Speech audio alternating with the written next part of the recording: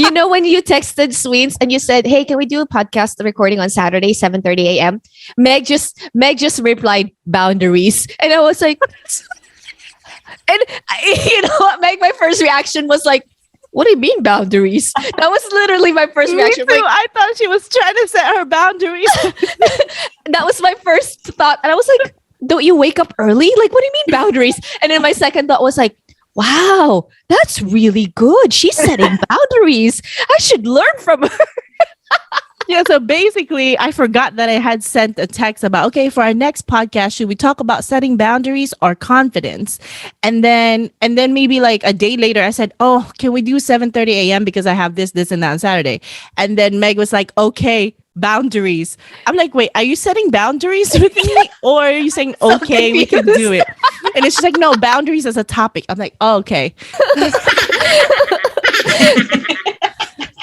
We are heroes and dreamers. We are restless believers, stronger than ever. Never say never. Don't look back now. Don't look back now. Oh, I also have one more thing about Meg, just to add. So Meg and I used to be enemies, or Finding our place and running the race. We'll take our chance and seize the moment. Hold on tight and don't let go of all your hopes and dreams that light the way. Ladies and gentlemen, it's a wrap. Welcome everyone to another episode of All Abroad Podcast. And today's episode is super special. And I'm going to bring in all the ladies that we have here today because who runs the world? Girls.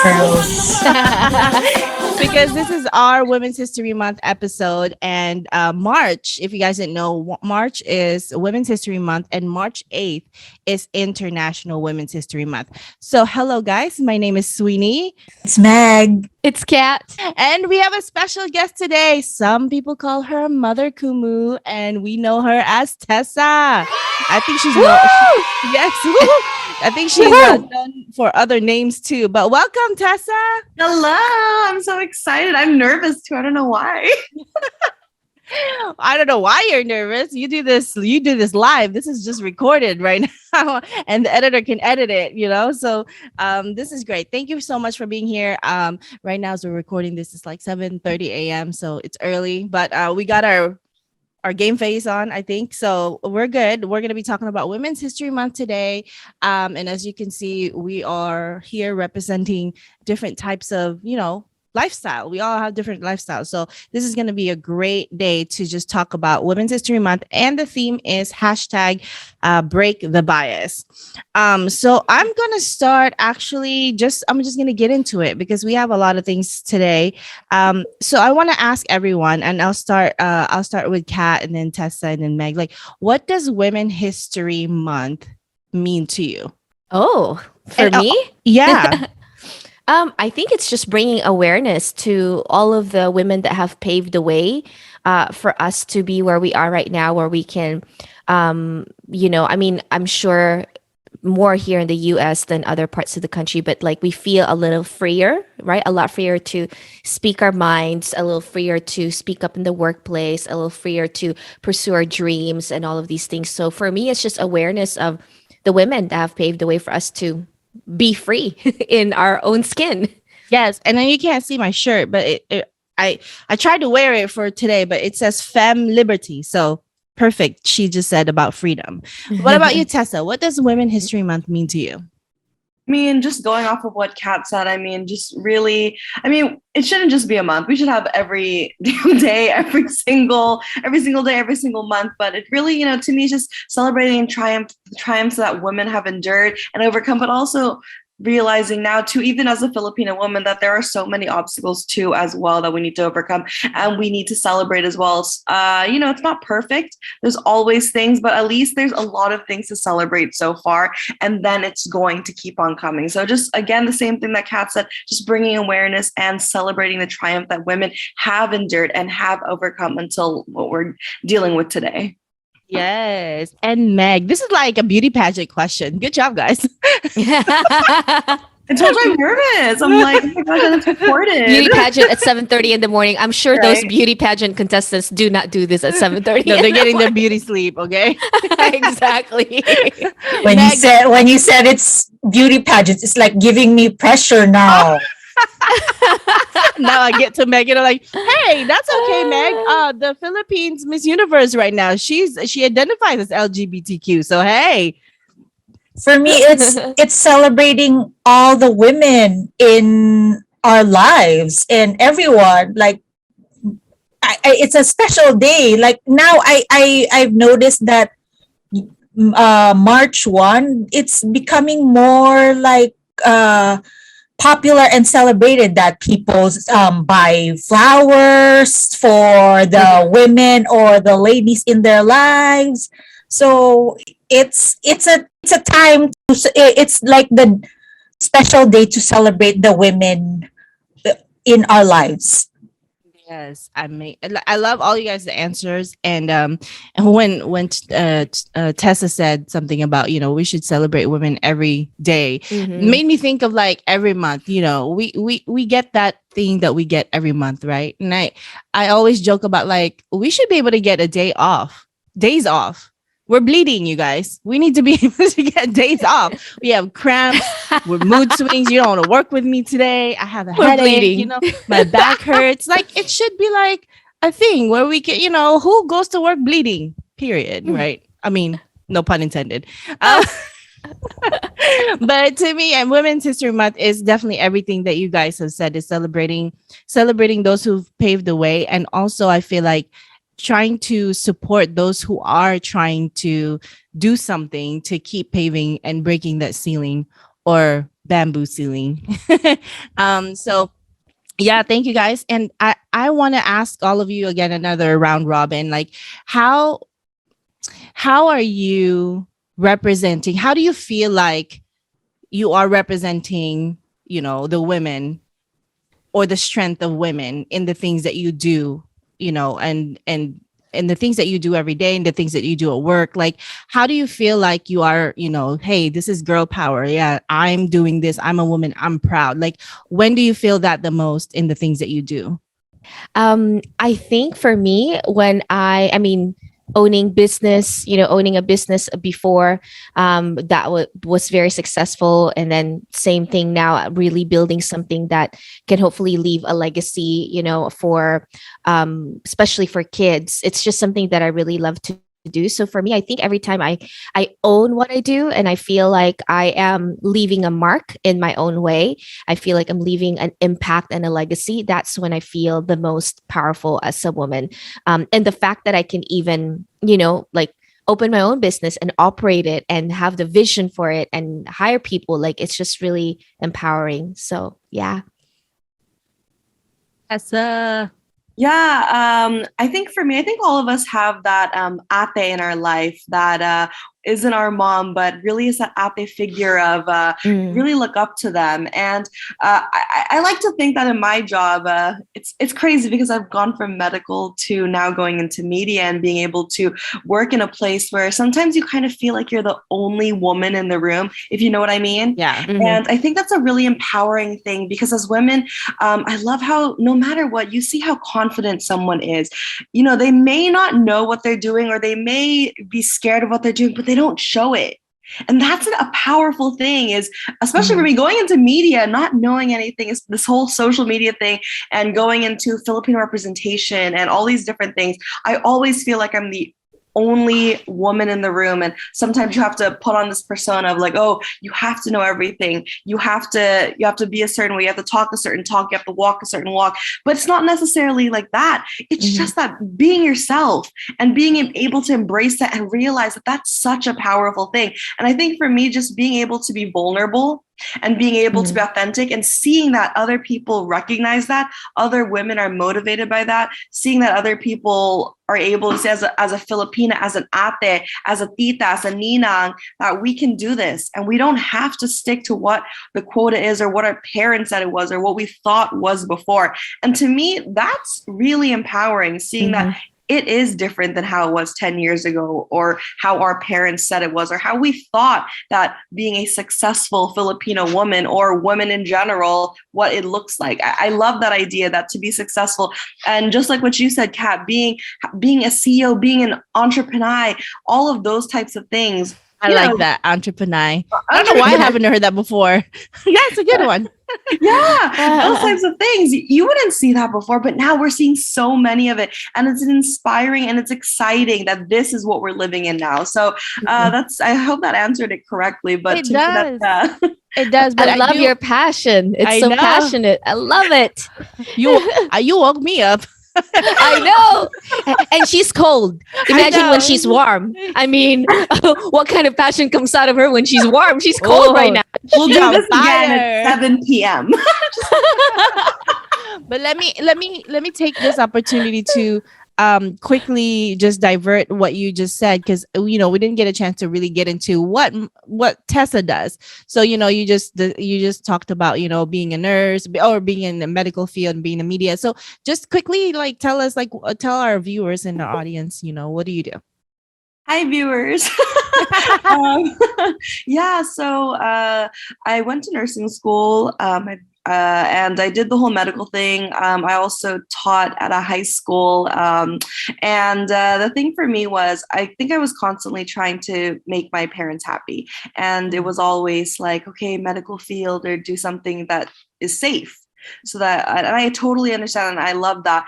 But also there comes a time in your life where, when opportunities come and you don't take it, and you don't want to sit there thinking, oh my gosh, what if, or what's going to happen? I didn't want that. And I was really blessed. If you're familiar with One Down, and my brother co-founded One Down, and we started that talking about Filipino stories and representation in our own way. And I was lucky to be able to produce a lot of the videos, work with a lot of talents, and just kept growing from that. And with those opportunities, we do a lot of our programming on an app called Kumu.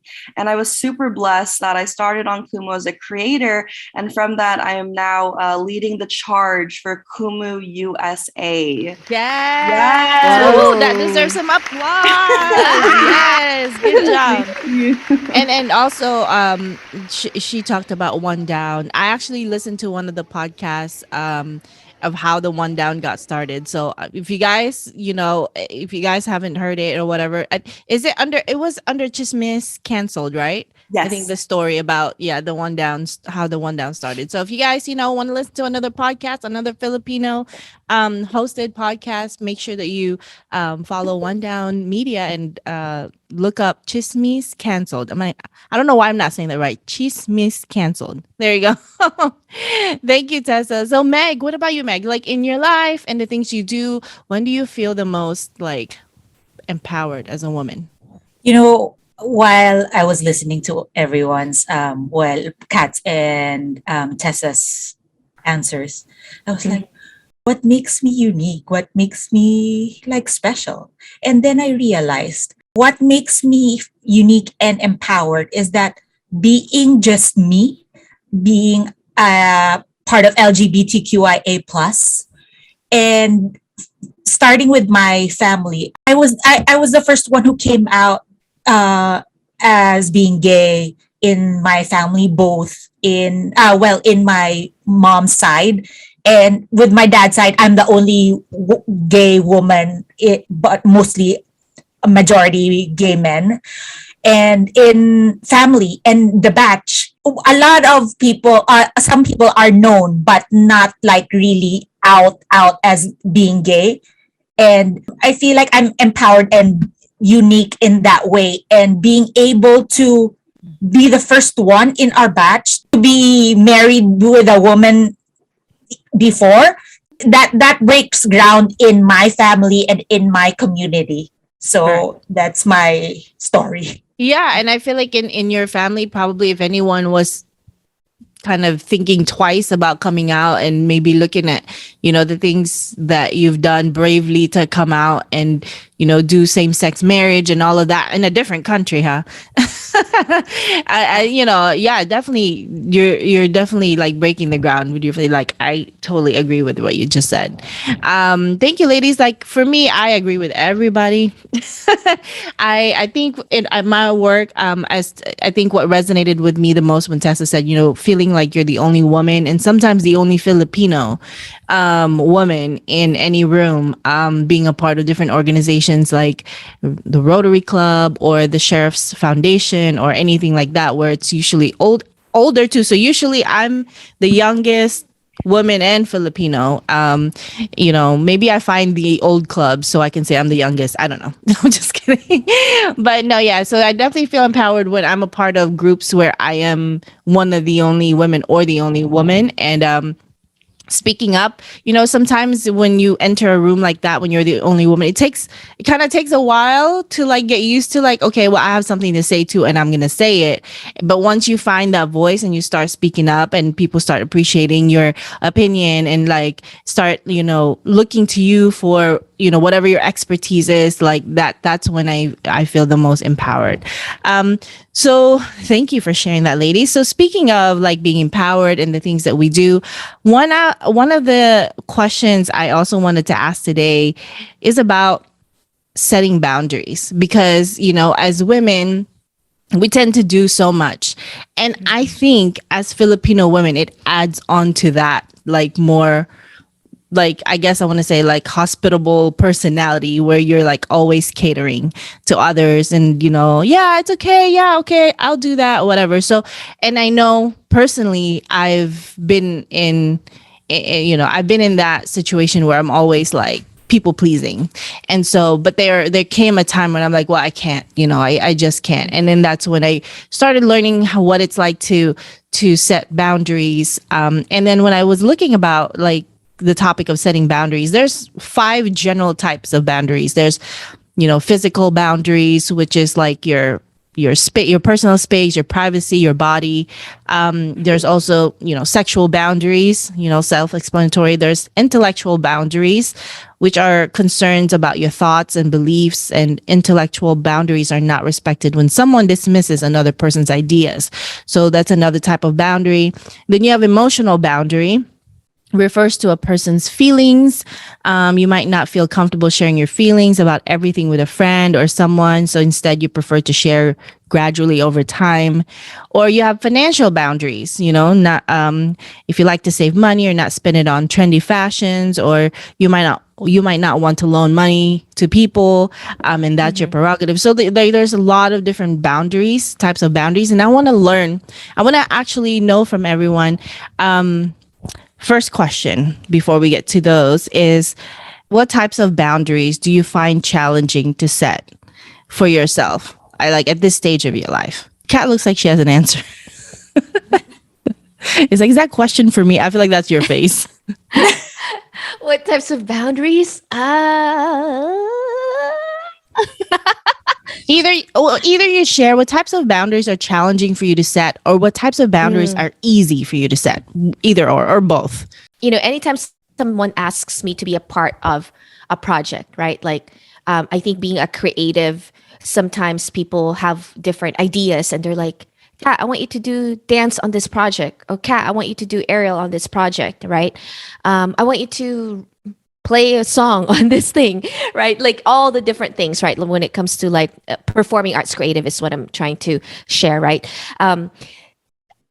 It's easy for me to create a boundary as long as I lead with joy and peace. Those are the 2 things that always kind of like I always gravitate towards.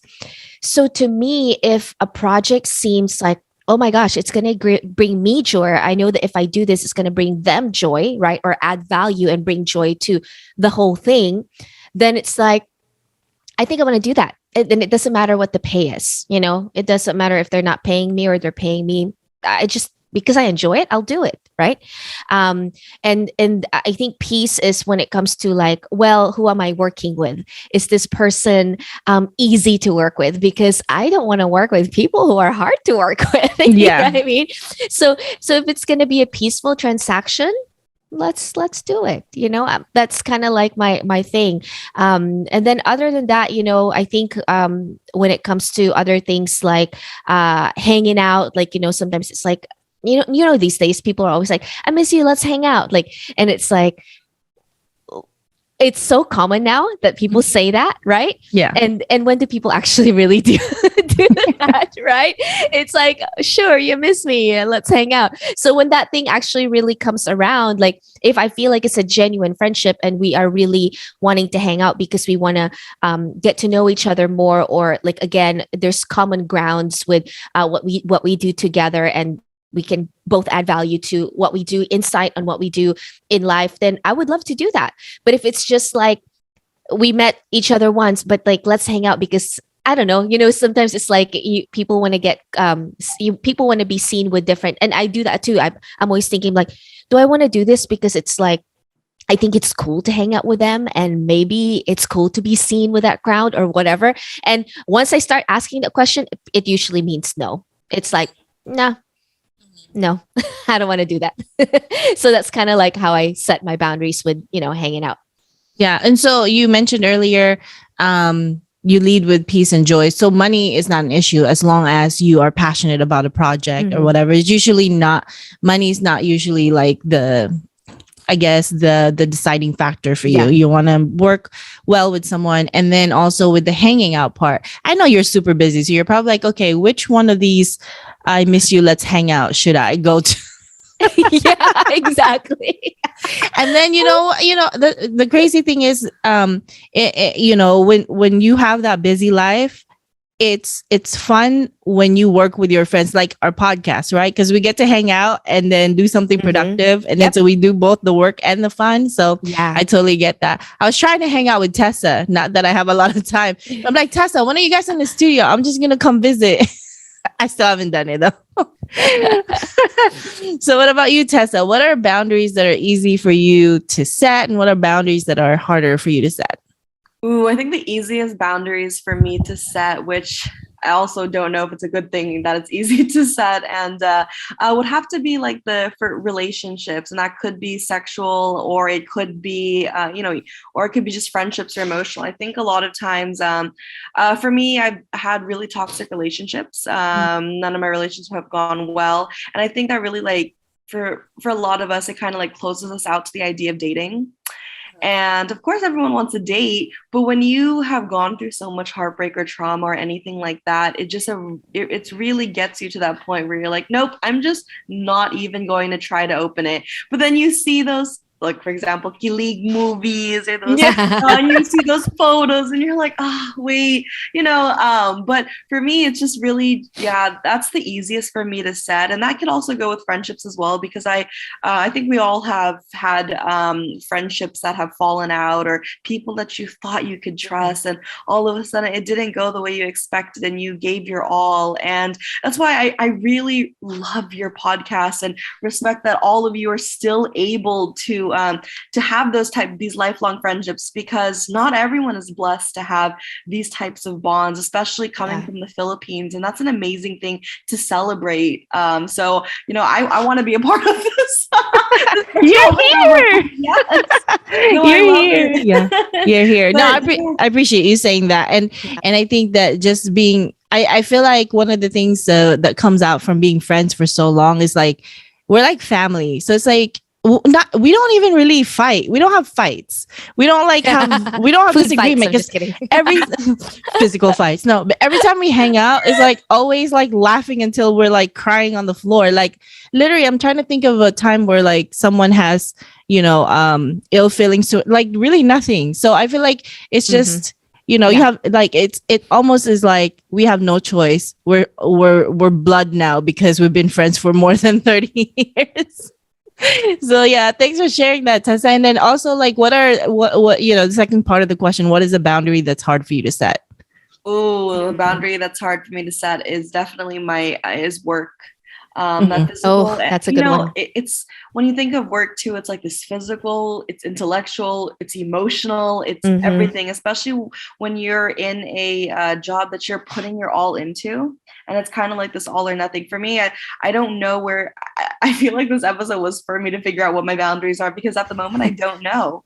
I Yeah. really don't know, because I feel like, okay, yeah, I can take on these shoots, I can do this every day, and that type of thing. But then when I think about it, where's the time for me? Where's the time for my Yeah. family? Where's the time for my friends? And that's when I think, shoot, maybe I should know my limits or my bandwidth. Or it isn't until that breaking point that you realize, oh, I actually should probably check what my boundaries are.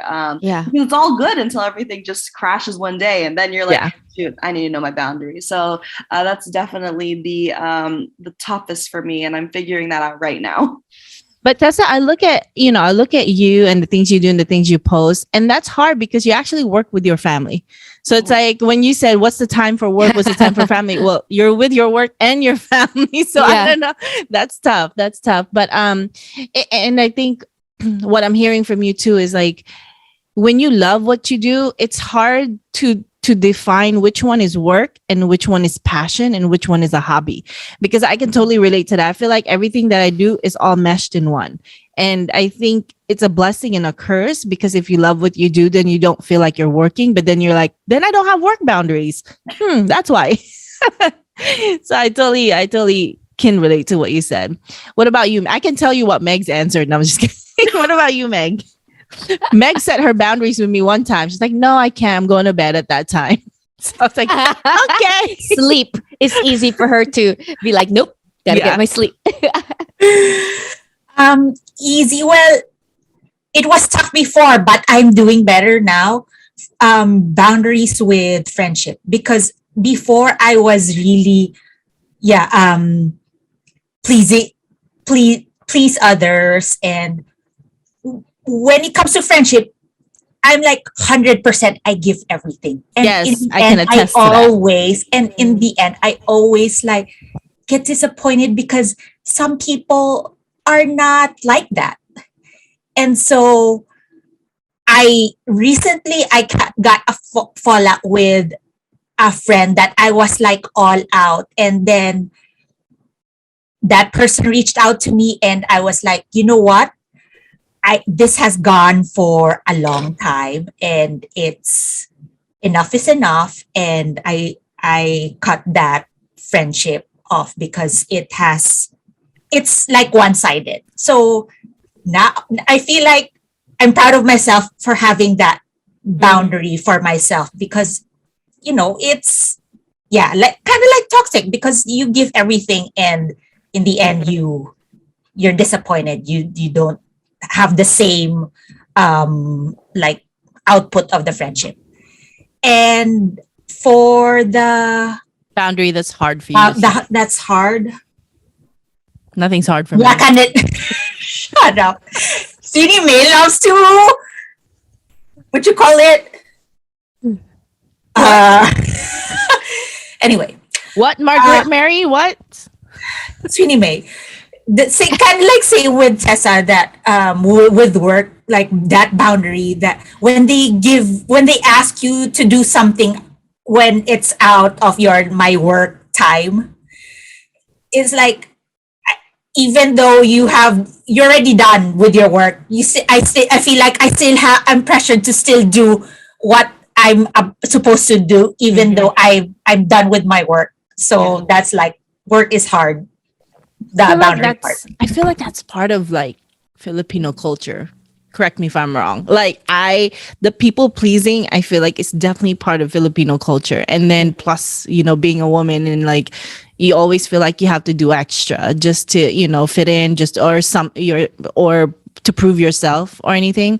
But one of the boundaries that Meg is really good at, which she didn't say, but we were trying to tell her, is setting time frames for the things that like I think one time one time we went out to lunch with Kat and a whole bunch of friends. Then it was Kumu's networking event, and then Mega's like, 2 events in one night is a lot for me. I'm going home. I can't do 2 events. I'm not like that. I'm already out in downtown LA. I'm gonna go to Might as everything. well. Yeah, I might as well go to the next one. I mean, Kat also set her boundaries that night because she had something to do. She's like, I can't. So anyway, but Meg is notorious for like saying, that's my bedtime. I'm going to boxing at 5:30 a.m. tomorrow, so I can't do anything past 8 o'clock. That's Meg. Yeah. So, but I feel like that's part of being introvert, right? Like you have your limits and you know it. So that's good. I don't have. I feel like if I set a day and I'm already doing everything, I'm just gonna fill it up with everything, and then tomorrow I'm gonna rest. Yeah. I try to. So for me, the boundary that's very easy for me to set. Dang, that made me think. I don't know why I wasn't thinking while you guys were talking. Let me start with the hard one. The hard one is definitely work. I can relate to everyone. I think every time there's an opportunity to create something great, I'm always like, yes. Like I want to be a part of that. I want to be a part of that. I want to be a part of that. You get a car. You get a car. That's how I feel We when it all comes get a to, car. yeah, we all get a car. So it's hard for me to say no, especially when like someone tells me a project that's really cool. Like, yeah, I want to do that. But what makes it easy is because, you know, I don't have any, and I think everyone's the same. I don't have any children, you know, and I'm not in a relationship. Sometimes when you are in a relationship, it also limits you because you also have to make time to spend time with that person. So, I think, I think the boundary that's easy for me to set is, when I meet people for the first time and I can tell it's just not the right vibe, I don't force it. Especially with love dating. that. Yeah, especially with dating too. Like, I'm on this Facebook dating app, and then this guy, we're like texting, and you know everything's flowing, but I'm like, let me hear him on the phone, because if he talks weird, it's not happening. so so we talked last night for the first time, and he was like, he seems like a really like intelligent person, right? Like high IQ person. And then he was sitting there thinking, I really hate when people are complaining because this and that. But he's sitting there complaining about people complaining. I'm like, you're complaining yourself. And then everything that he was saying was it was always about like people versus him. People, why always people? The people. I like, no, I don't even want to go on a first date. No, I'm good. So, and that's actually something that I develop, I think, as I get older, because I think if I was younger, I was like, sure, you want to take me on a date? Let's go. Get a date, get a free meal. Let's go. Yeah. No, I don't need to waste my time, because we would go down on a rabbit hole. So I think when I don't feel like it's a good vibe, and I operate a lot on vibes, like if it's not a good vibe, no, I'm cool. I'm okay. Let's move on. So I love it, Sweens. That's so good. Speaking of boundaries, because I think as we're talking about Women's History Month and breaking the bias and breaking the mold or the glass ceilings, of course, like along the way we do learn that putting up boundaries is really important, so we can focus more on the things that we need to in order to move forward. And so I wanted to know a little bit more, maybe a little bit more personal. I just shared mine, actually. So when was the last time you set a boundary on someone, or maybe someone set a boundary on you? Recent, well, not so recent, maybe last year. So I'll be very vulnerable and very personal. So my ex-wife used to still text me, communicate with me, and it would really disturb me, or like disturb my peace, my mental state.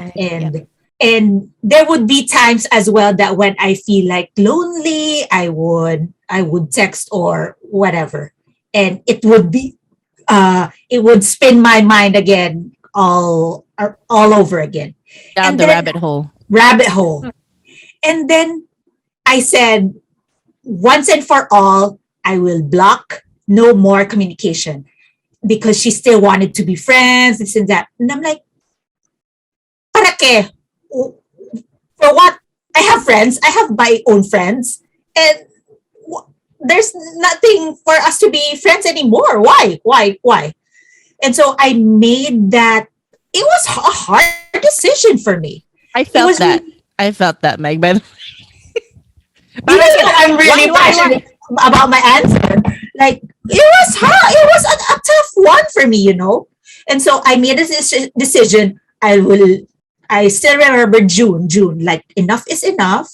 I will block everything. No more. And then you know what? Even though it was a hard decision, it was a breakthrough decision for me Amazing. Amazing. Yeah. because from then on, my life became so peaceful, and that like my mental state, like everything, like I have my peace of mind now. Yeah. So there are times that, you know, I tell Sweeney and Joy that, oh, I have that urge, because sometimes, like, oh, it reminds me of something, but then I tell myself that, just remind yourself that these are just like idealizations, but when you actually talk to that person, it just reminds me, oh, I forgot that you're an asshole. And then it just resonates, and then it just like, okay, no more. Back to regular programming, back to my peace of mind. So that's my story. Oh, I tell her, yeah, go text her, Meg. Let me know how that goes. No, She's like, yeah. oh, never mind. And never mind. She's yeah. I've seen that text from you, Sweens, on our group tab. Like, yeah, do it. Let me know how that goes. How that's working for you. Because I know she'll change her mind anyway. Like, she won't do it. It's funny, like you mentioned how working with my family and everything. But so for those of you that don't know my brother is Tessa Albea. He's the co-founder of One Down, but also the director of content for Kumu. He's worked with for Summit Media Philippines. He does a lot of good work out there. And he's actually set a boundary with me, and I was like, oh, okay. You recognize him like, wait a minute, brother. Wait a second, little bro. Yeah, and I think also it helps. So a lot of our with our job, we're doing shoots, we're figuring things out, we're setting meetings, all that. And I'm a talker. I'm an extrovert. As you can tell, I love to talk. I love and I don't always recognize too that for introverts that can be a lot for an introvert. And that's me recognizing that as well for my brother. He doesn't like to do the back-to-back meetings or all those social events, which I'm like, I'm totally down for. I love it. Yeah, let's keep going. And I remember we were doing meetings, and he's like, you know, I'm just not, I'm not, like, he literally was like, no more. I'm never doing these back to back. No, if you're going to do it, that's on you, but no, he told me straight no. And I was like, you're my brother. You need to help me. And I'm learning this, and I can't be alone. You know, all those like, all these waves of emotion of like, can I do this alone? But you're my brother. You're supposed to be there for me. And you said you're going to help me. Those types of things. But that really made me realize too that, you know, a lot of times we need to be let go so we can figure that we can do it on our own. But then it's also realizing, wow, eventually I do want to get to that boundary, but I'm still struggling it too, like with what Sweeney said, where when your work is, you're so passionate about your work and you love it, and it gets mixed up. Is this work? Is this fun? Is this what I love? Is this, because it feels like it's going great. So that's definitely one of those times. My brother literally was he literally stopped me and said no. He set that boundary with me for work, and I've learned with that, and it's also helped me grow in where I don't need to have him in every single meeting or over my shoulder and have him approve every single thing. I've learned that I creatively and confidently can decide these things and realize that what I'm thinking also matters. So that's definitely been a learning thing. That's so awesome. I feel like Meg and I were a part of those back-to-back meetings you had one time. When I met with the first time with you and Leo and Tracy. But yeah, I think we're part of that. Maybe after that, Leo was like, nope, no more ate. Yeah, he's like, no, I love you, but no. Yeah. I was gonna ask something when you mentioned about work. Darn, it'll come to me. But what about you, Kat? For me, I think I just realized I've really set boundaries almost all the time with my business. You know, teaching piano is a very it's a service obviously, but and it's very personal. Such a very personal business where I get to see these students every week. I get to see these parents every week, and they get to know me. You get to develop really close friendships with these families, right? Like the other week, I went to go pick up some Girl Scouts cookies from one of my students, and I thought I was going to be there for an hour.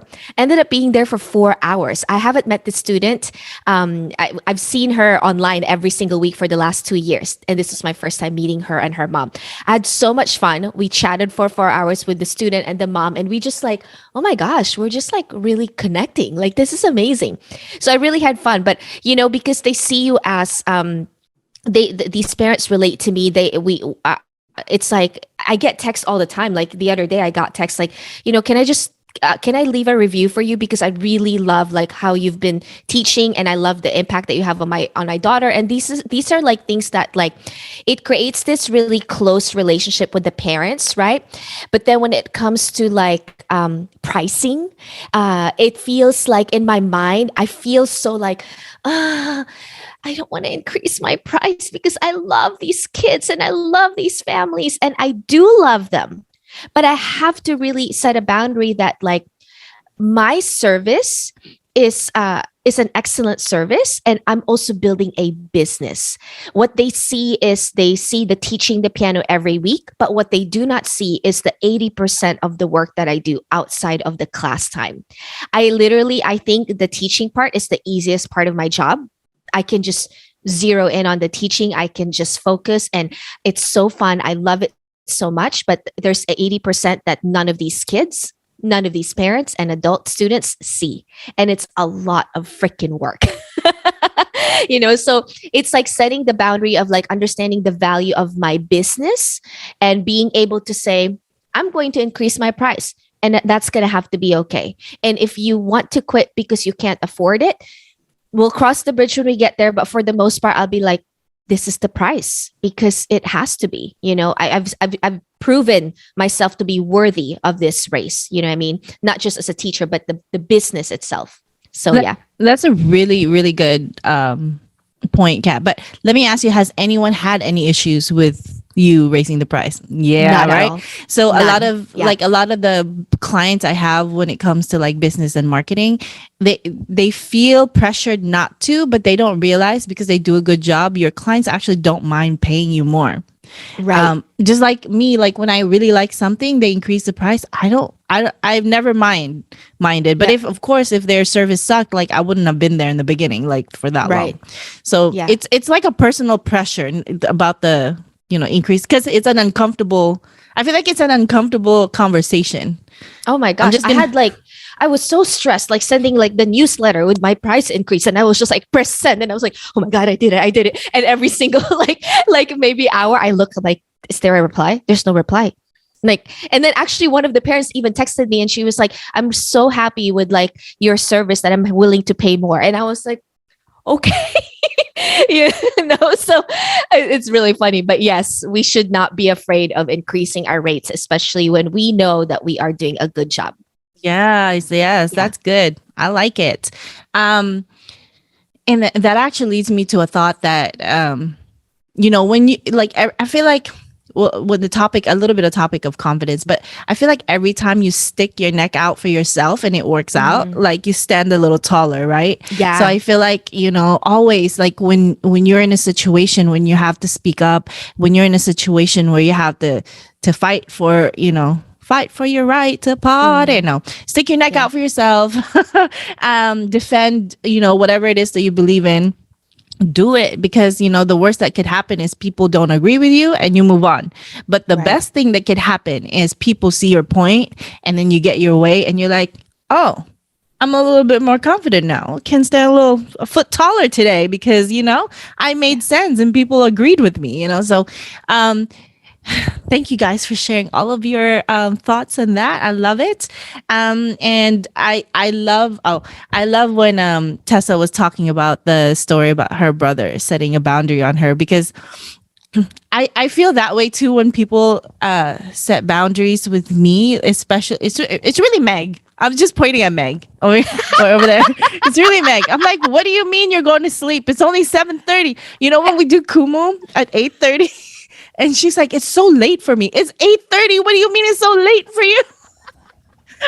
So I'm like pushing the boundaries and like, come on, Meg. So so the first time we went on Kumu at 8:30, and I think it was like she didn't really get to mentally prepare or something. I don't know why, but because we've been talking about it. And then she gets on live Kumu and she's like this on the bed. Yeah. Like, oh my God. She's Man. singing her song, just like laying down. Like this. So it's always Meg. I'm always pushing Meg. I But don't then know. the second time around, you said naganahan. Naganahan. Ganahan. Naganahan. Yeah, naganahan. What's naganahan in English? I guess like a second wind. Yeah, it's like, yeah. Yeah, because the second time around with Kat said she couldn't because her mother-in-law was in town or something. I said, Yeah. Meg, it's me and you. That's me saying, Meg, do not be sleepy today. I need And then she was like, she's out there singing, and we went past the hour, and she was like, okay, when I just prepare Meg at least 2 days before, I can get a little bit more from her. You know, when you texted Sweens and you said, hey, can we do a podcast recording on Saturday, 7:30 a.m.? Meg just replied, boundaries. And I was like, you know what, Meg, my first reaction was like, what do you mean boundaries? That was literally my first reaction. Me too. Like, I thought she was trying to set her boundaries. that was my first thought. And I was like, don't you wake up early? Like, what do you mean boundaries? And then my second thought was like, wow, that's really good. She's setting boundaries. I should learn from her. Yeah, so basically, I forgot that I had sent a text about, okay, for our next podcast, should we talk about setting boundaries or confidence? And then maybe like a day later, I said, oh, can we do 7:30 a.m. because I have this, and that on Saturday? And then Meg was like, okay, boundaries. I'm like, wait, are you setting boundaries with me? Or are you saying, okay, we can do it? And it's just like, no, boundaries as a topic. I'm like, oh, okay.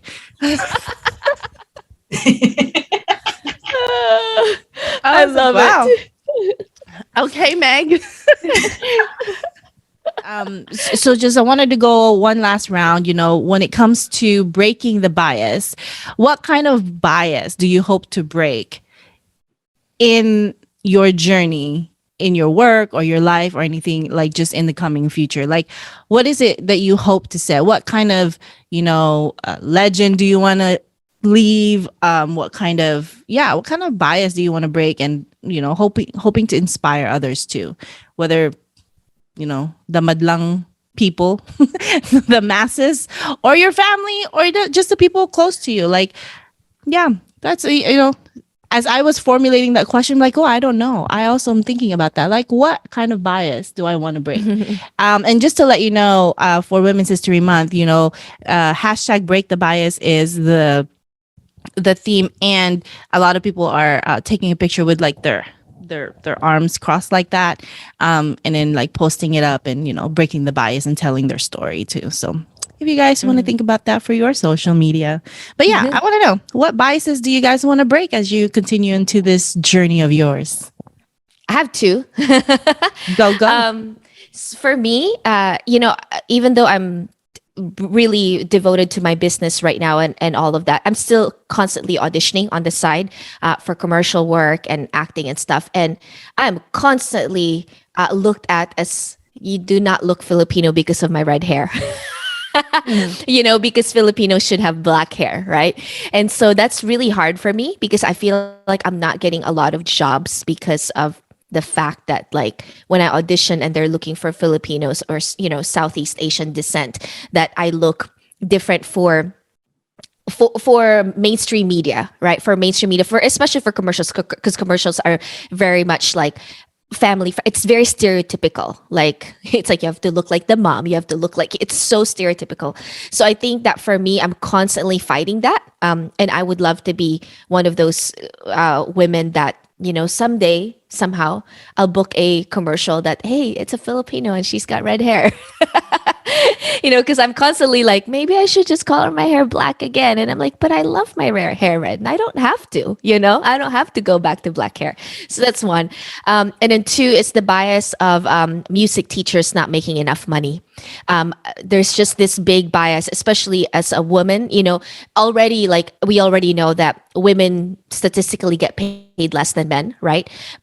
And then in the world of teaching, people get paid less. And then in the world of music teaching, people get paid even less, right? So there's that bias that I want to break because I am so serious. I want to build a multi-million-dollar business, but it's not because I'm the one teaching, but I'm going to be hiring teachers and make sure that my teachers get paid well, right? And so I want to break that bias that you don't make enough money as a teacher and you don't make enough money as a music teacher, as a woman music teacher. So nice. I love that.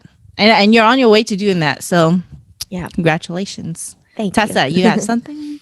Yeah, I think for me, the bias that I see wanting to break that bias is like that confirmation bias. So it's always when you are always looking for that, like, oh, yes, you can do that. Oh, yes, that's good. Oh, yes. Every decision that I make, I feel like I'm always second guessing it. And I want to be confidently like putting that, yes, I can do it, or yes, that's a good thing, rather than waiting for someone to confirm it. And then that's when I'm like, oh yeah, I'm proud of that.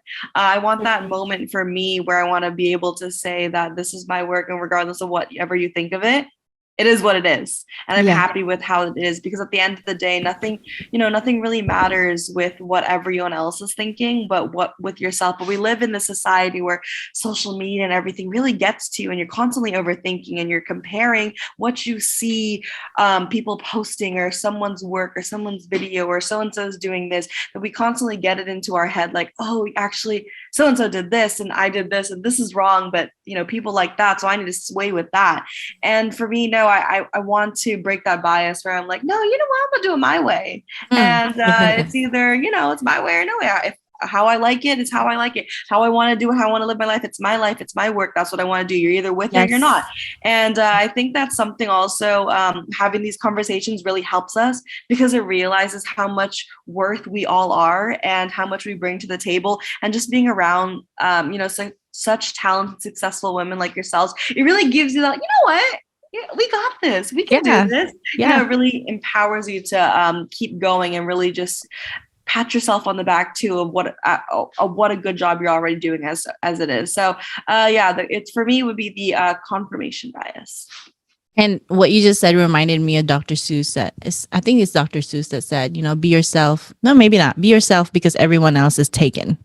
I've always loved that quote. And being yourself, it sounds so simple, but it's not easy. Like everyone that has achieved that state of being themselves, it always takes a lot. It always takes some kind of journey to just, I'm going to be myself. And then the thing about that, it's a moving target, because yourself is always changing and evolving. So it's like being yourself.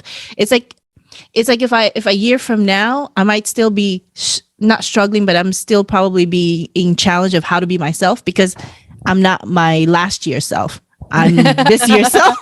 So it's always going to be a moving target. So being yourself is going to be a work in progress all the time.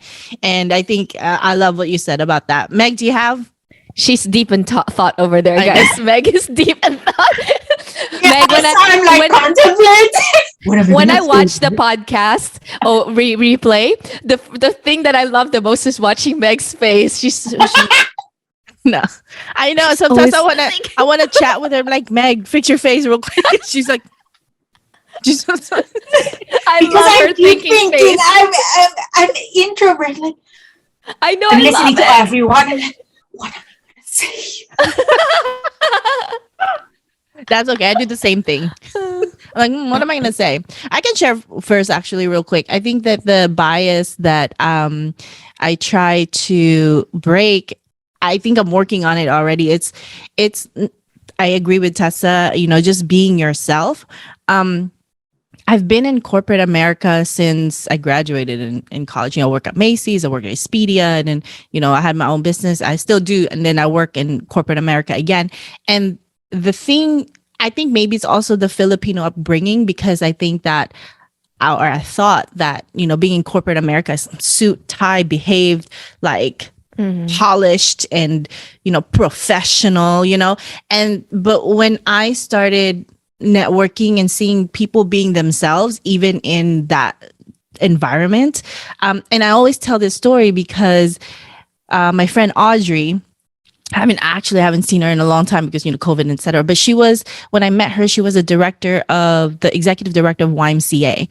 And she's always, she, as a member of the board, I always see, her in front of other business owners, CEOs, because those are her funders. And she's always, as YMCA, always looking for funds, right? Soliciting sponsorship and funds and all that, donations. So she's always in a suit, but she also is silly. She's 6 foot tall, blonde lady, and she invited me to the YMCA dinner. And the first thing that happens when she walks in was, DJ, play that song. And then the DJ plays YMCA. And she was walking around with the napkin from the dinner table and like just going crazy. And I'm like, oh, you can be that and still be in front of all these suits, because the people in there were like big hitters, like suits. And then I see the people reacting to her and they were dancing, they're having fun. And that's when I realized that no matter how professional the people are in front of you, no matter how old they are, like in age, because you think like when they're old, they're serious, you have to be serious because, you don't want to be seen as this young. No, everyone wants to play. Everyone wants to play. Like when I served as a president of my Rotary Club, I was the youngest one. I was one of the 3 women, maybe 4 women in there. So when I served as president, now you have the opportunity to run the meetings the way you want to. And I always started with games.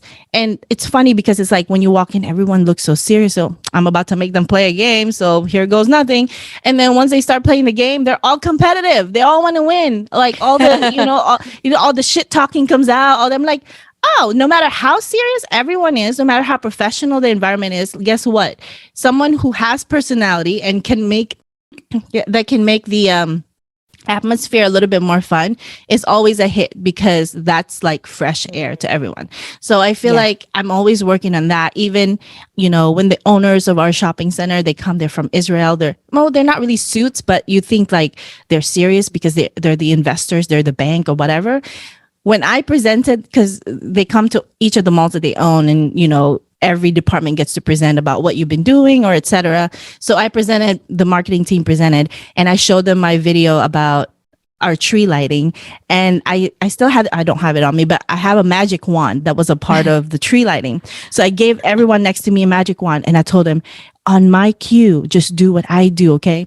So when I played the video, and there's a part where Santa says, wave your magic wand and say, I believe, go, go, go. And then we were like, I believe. And then I looked back and everyone was having fun. And then like at the end of my presentation, I got an applause. And I'm like, look, that's just how you don't have to be super serious, because it's a serious atmosphere. Of course, take it seriously, but you can add more fun to it. So I feel like that's the bias that I continue to try and break, that it's okay to have complex personality. Like because you're a professional, it doesn't have to be boring.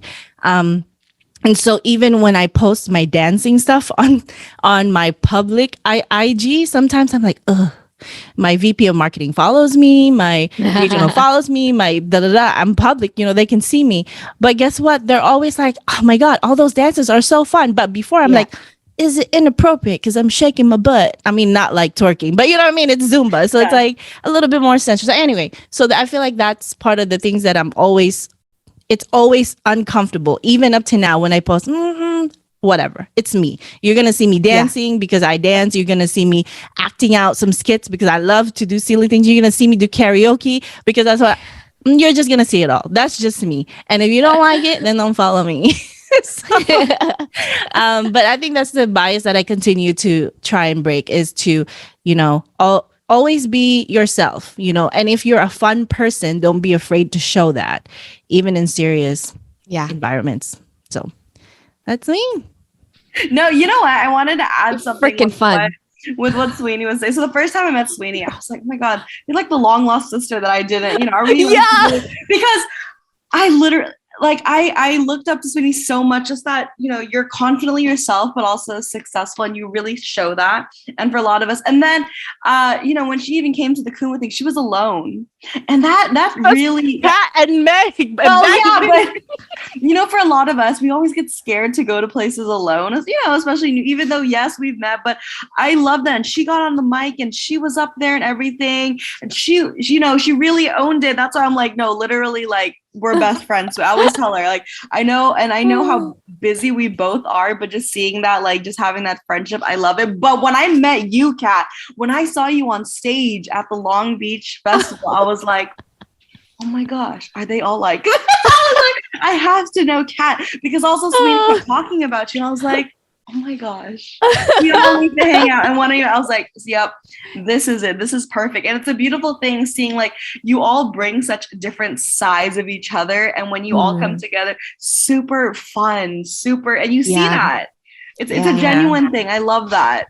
It's so crazy too. We just broke out in song. That's what we are in person too. We're just like talking, and then something says something that's a lyric in the song, and next thing we know, we're singing. And I think it has something to do with being friends since kids, because every time we're together, it's like that kid self again that we were back in the days. I don't know what it's crazy. Like I have different like groups of friends, but this one definitely is like super like unique. Like you can't replace it. And then we can like pretty much like share anything and no one will judge, because you know what, like it doesn't matter, you don't like what I'm saying because you're stuck with me because we've known each other for 30 years. No judgment. We know each other's skeletons for sure. Yeah. Meg said her computer died, turning on now, but then she's not coming back on, so I'm not sure. She's like, no, I'm good now. That's my boundary. She's like, I'm setting boundaries. It's done. We're setting it. I love Tessa and your entire family. Like I mean, you guys work together, you guys have fun together. That's really cool. Really cool. Yeah, you guys it's are really awesome. Yeah. It's so rare too, to like, I mean, it's not all the time that families can work together and get along and have fun. Yeah. So if you need to send money to the Philippines, we have the app that is right for you. Download the SendWave app now, available on Google Play or Apple Store. You can send money to your loved ones in the Philippines without paying any fees. The recipient can receive their money through GCash, through cash pickup at their partnered locations, or directly to their bank account.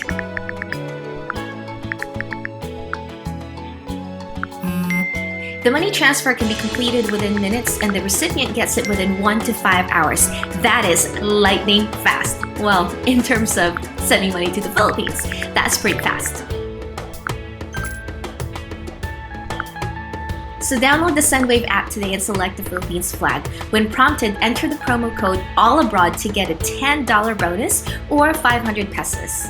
If you forget to enter the promo code, you can still do so by selecting the upper right-hand corner, the person icon, and finding the promo code field. Remember, the promo code is ALLABROAD.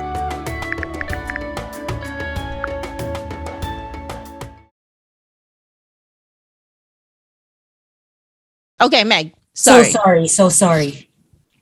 It's so funny, Meg, because you're like, right when you spoke, you went black. And then I don't know if anyone saw the same thing. And then Kat was like, did she get lost in her deep thoughts? Okay, Meg, you were going to say something. Oh, yeah. I think to break the bias towards myself being an introvert and being a follower, because all of you guys are like extroverts and like leaders. So I would like to break the bias towards myself, because as I grow I would be more outgoing and more because I was thinking about, I have like this idea in my mind that us millennials are going into retirement in a couple years. So I had like this plant seed in my idea, like in the future business, maybe in retirement home for millennials. So maybe I would go through that business and eventually into a leadership role, something, So that's in my mind ideas for the future. That's awesome. Yeah. That's I mean, one really of these cool. days in one of our other episodes, I do want to dive deep into Meg because I mean, just quick thought. It's like Meg wasn't always an introvert in my eyes. Like, right, Kat? Like when we were kids, Meg was like I mean, I vibrant. I saw that initiation video. So Tess, in the Philippines when we were in high school, so the first year of high school, we have this thing called initiation, where the seniors will initiate the freshmen right into the high school, and then they make us do these like different. They make us Musicals. musicals. It's like shows, but then during the whole initiation period, they boss us around, right? Remember, like they make us like do things for them. They dare us to do certain things. And then Meg played Whoopi Goldberg in the Sister Act number, and we should probably show that here in the podcast because we have a footage of that.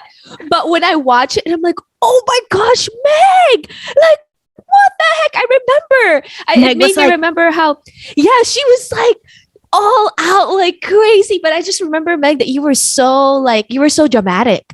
Like you love all the skits, you loved all the drama. And I think that, when you turn into an introvert, it's not like a bad thing. It's just No. like, it's like, as Sweeney said earlier, we evolve through time, and who knows, because that's still you, that's still a part of you, the extrovert, the love, the skits and all that stuff. It can come out, in other parts of your life as you The right evolve. song, the right Yeah, drink, exactly, the the right situation. And Meg's gonna be like, who's an introvert? I'm not an introvert. And then she starts slapping people. Oh God. Don't be next to Meg when Meg is happy and drunk because she has a heavy hand. Let's go to a karaoke bar. Let's Oh, See, look, she's excited. She's always wanted to go to karaoke bar. She's But speaking anyway, her love language right now. I know. But ladies, thank you so much for sharing your thoughts about setting boundaries, about breaking the bias, and just your personal stories of how you're being a rock star in your own worlds. That's exactly what we want to achieve in this episode as we enter Women's History Month, and we want to launch this episode in the beginning of March to just inspire other people that are out there, other women or men. You never know. They're in the same journey, the same struggle, the same challenges. It's just because it's Women's History Month that we're doing the girl power thing. So sorry, man. But yeah, so just all the women out there, all the women independent. I don't know the lyrics. There's no karaoke in front of me. There's no words in front of us. Yeah. So all you women out there that are struggling, finding yourself, being yourself, just know, number one, you're not alone. And number two, you have the permission. You have our permission. Okay. You have the permission to be yourself, to go through that journey, to own whatever it is that you're going through, even own your mistakes, own your wins, all of that. And then think about how you're breaking the bias in your own world, in the things that you do, whether your world is small or huge, your audience is small or huge. Like every time you break the bias, someone is watching, someone is, paying attention to what you're doing, and you could be inspiring. You could be creating that impact that you don't know you are. So keep on doing it. And thank you, ladies. Thank you for tuning into another episode of All Abroad Podcast. Please like and subscribe. My outro. Please like and subscribe to our YouTube channel, and you can listen to this on your favorite podcast platform as well, like your iTunes, your Spotify, you name it, we're there. But yeah, like and subscribe and comment down below. We are here.